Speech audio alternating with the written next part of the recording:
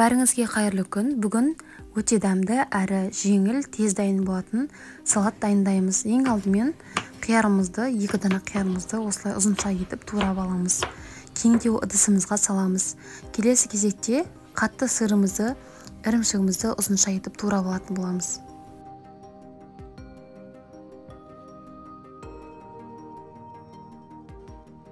Сырымызды да енді қиярымыздың үстіне саламыз.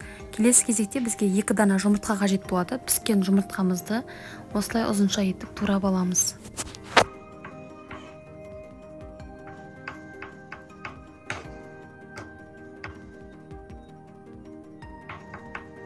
Жұмыртқамызды ыдысымызға салып, үстіне бізге кукуруз қажет болады.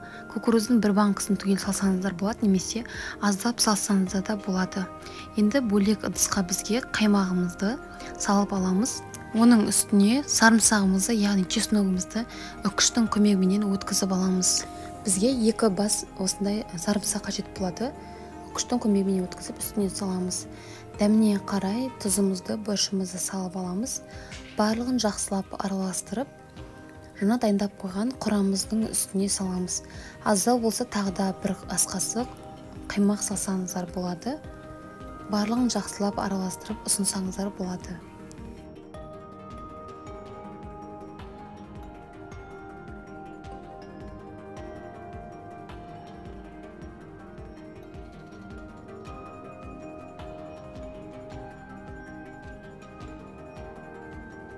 Үйдегі бар заттардан дайындауға болатын жеңіл салаттың түрі, ішіне укроп қоссаңыздар да болады.